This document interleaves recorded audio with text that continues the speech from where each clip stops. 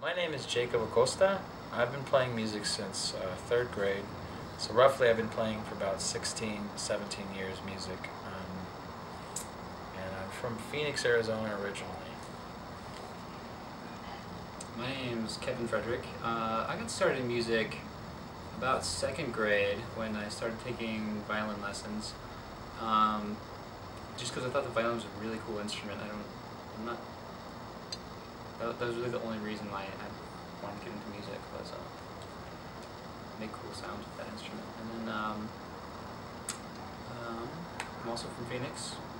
Moved down here to Tucson to go to the U of A, and that's where I am now. I'm André Gressieux. I'm originally from Maryland, and I started playing in the 3rd grade. I think we all could have just had a band in grade school. It'd be a 3rd grade band. Had we, you know, with a cooler name, been at 3rd grade school. band, yes. Maybe band. something like Three Ninjas. Right. Oh wait, that's a movie. No, we can't do that. Yeah. We make great ninjas. But we've all, I guess, been playing most of our lives, and this band is very different because this is the first time I've ever played with a fiddle player and a mandolin player, and most of the music is primarily acoustic driven, so it's different, especially me being a drummer. So we pretty much, I mean, when it comes to arranging, we understand that this is the ensemble. We don't try to put things that don't belong when we're playing live. I mean, we want to make sure that we capture the raw element of each person's ability and each person's actual passion for their instrument. So we try to spend a lot of time making sure that comes through when you hear us play, and hopefully it's enjoyable too.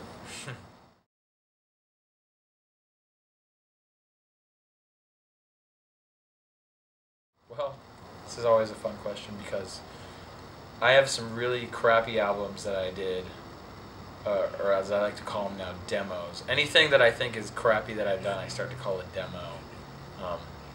Way back when I got back from New Jersey, I started making and recording music, and it was mostly solo music, so I called it Roll Acosta, you know, beforehand.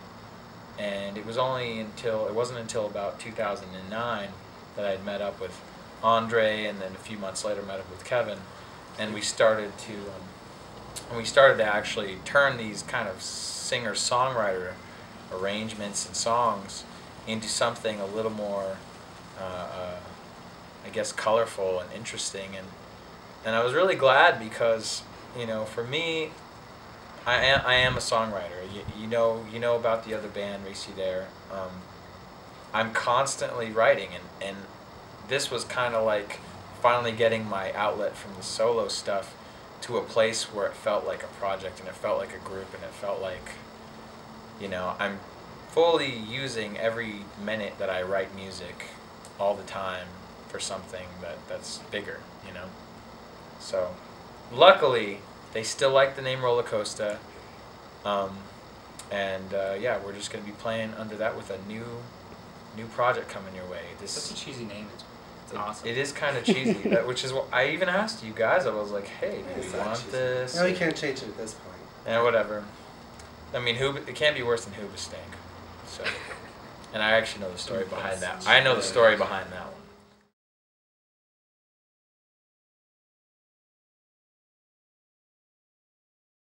So a friend of mine turned me on to John Vanderslice's music. He's sort of an indie rock fixture icon. He's been around a long time, and he is just sort of this do-it-yourselfer rock star. Engineer thing. Yeah, and the thing is that he has, I guess in '97, he opened a recording studio called Tiny Telephone, and I had been listening to his music for probably the past 5 or 6 years, and when we went through California last summer on our tour, I thought it'd be really cool to go to his studio and see if we could, record there.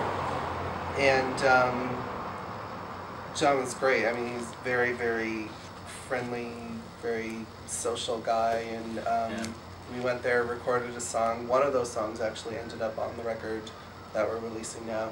And when we sat down to think about who could produce this record, he immediately came to mind, because I really think that he was someone that could lend a new sort of, a new sound, inject a new kind of fresh creative. Yeah, a new creative. We kind of needed to give us a little push. And in a lot of ways, I didn't even, myself personally, I didn't even see the kind of newer, almost like a subgenre I had never recognized was being created in San Francisco.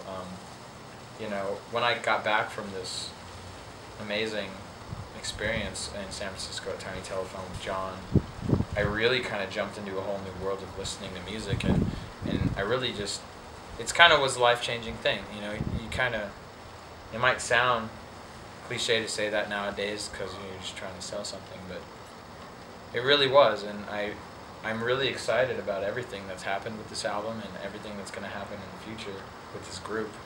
Yeah. A lot of the sounds on the album came out of the way we recorded it, which was a new experience for us. We recorded the entire album on 2-inch tape, kind of an old school style of recording, and tape. Everyone says tape has a really warm, rich sound, and we definitely found that while we were recording it.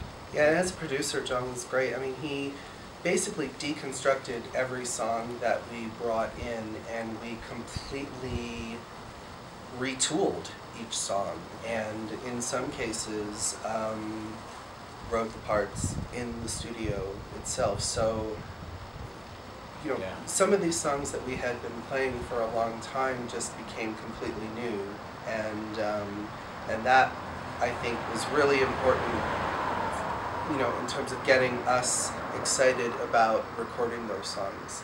Yeah.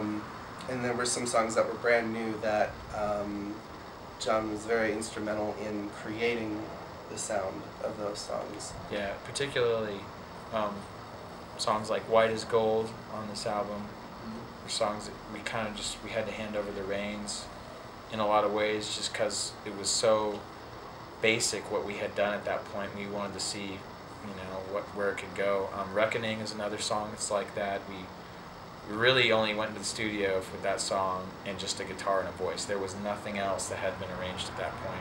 And we kind of, it was a little scary because we're really, anal about when we perform or when we record. So we kind of just let our caution go to the wind, and we really trusted John. We did. We trusted him. We trusted Ian Polici when he mixed. We trusted Jamie when he engineered with John. It was a lot. It was a group effort. Really cool guys at the studio. Really amazing, and there were just moments there that I've recorded here at other studios in Tucson, and there wasn't anything like the experience I had there. This is a really silly story, but I really grew attached to the specialty that they had for vocalists there while I was there, and not even just because it worked, because it did work. It's really awesome, but because the way they presented their entire facility, it was like on these interesting shelves, and everything was kind of like do it yourself, and nobody really, there wasn't rules posted up anywhere. I didn't feel like it was in a school or a corporation. It was really nice. A nice aesthetic to the whole place. It was kind of like, it was like working encourages you to get in that creative. It's like working in your house, Yeah. And it was.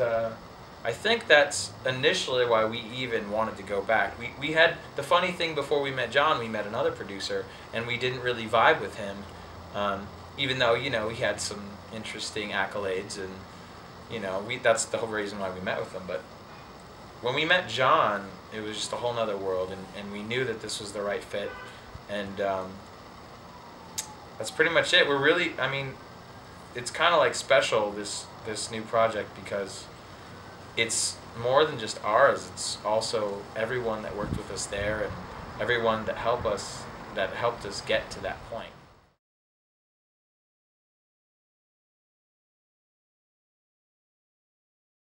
The new album is called Dreamt Existence. Mostly there's a lot of, I guess, allusions. Is that the right word? Yeah, references. References to like, you know, dreams and like, not sense of apparitions and like subconscious, but more about, you know, hopes and dreams, kind of like the broad feeling of what you want your existence to be, you know, when you start life or when you go, you know, down a road, you kind of like have these expectations for yourself that seem... Or your desires. Yeah, they seem... trying to follow your heart. Yeah. You know, little stuff. Yeah, stuff like that. Nothing important. But this is our first full-length record. There Yes. are 10 tracks on it. And just, we really want to present these songs to our listeners with a whole experience, and that even comes down to how we're packaging it. And this is the first time we'll be, you know, giving our listeners a lyric book, which is actually really special because the lyrics on this record are fantastic, and I think that it will give... Many bands don't do that these days. Yeah, they don't.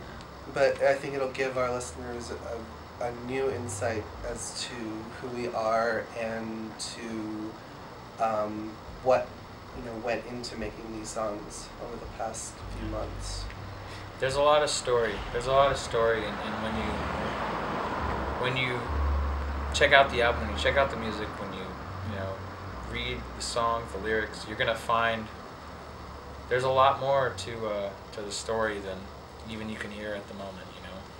And that's, I think, what we wanted to do before we even tracked this record is, you know, if we're gonna do something full length, if we're gonna do something that's gonna change, you know, the musical spectrum of what's being out there and what's being heard, then we need to really tell a story. And you know, but it's not inaccessible. You'll read these lyrics and you will see pieces of your life in them too, and that, I think, will hopefully endear our listeners to us a bit more. Yeah, that's the whole point. You know, we want to make sure that we're all on the same wavelength of what's going on. You know, we all have interesting trials and experiences in this world, so we wanted to kind of bring that into the album too. Bring us all together. Man, that sounds so cheesy, doesn't it? Well, you put it like that.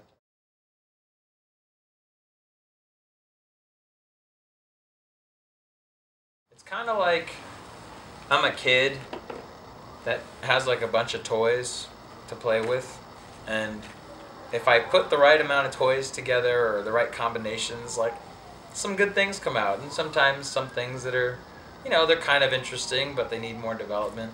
So it's kind of just like, I'm not done playing, you know, with the toys. It's super spontaneous. Yeah, and I can grab anything, and I might change the style, I might change what I'm doing as far as the singing, you know, phrasing. I don't mind playing in the world of music. It's kind of why I got into it. I wanted to not just be, you know, one kind of an artist. I wanted to do something interesting as much as possible, whether or not it sounds amazing or whether or not it's like, oh, that was interesting, you know. That's what I'd want, you know. I want people to think about the different places, and that's how I do songs. I like to approach it that way, and luckily I get to bounce these ideas off other really open-minded musicians. So luckily the songwriting process is just, it's super, you know, organic in terms of just, you know, letting things happen.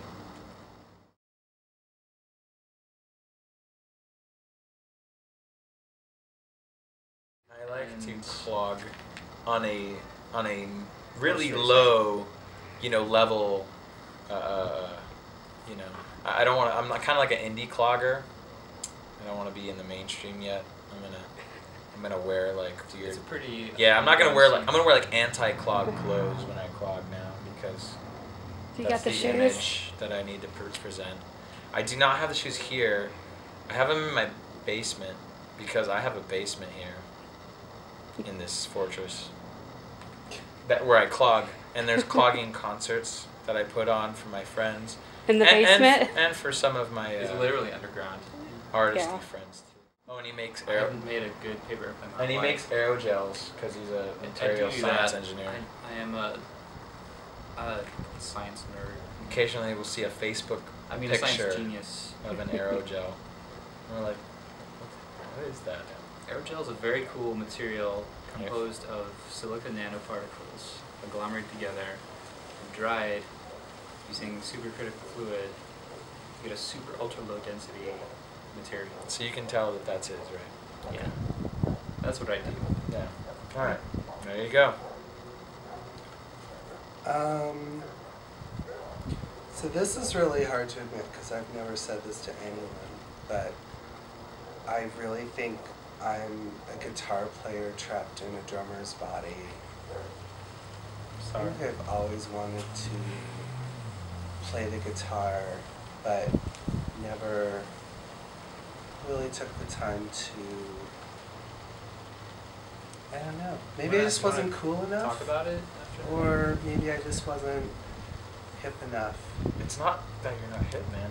I think it's that I'm not disciplined enough. Because guitarists are so disciplined. Yeah. They're so on top of And everything. drummers are just idiots who just like hit stuff with sticks. Yeah, I Just, mean, like, you have to like read Some of music the most responsible all the time. people I know are guitar players. No. I just...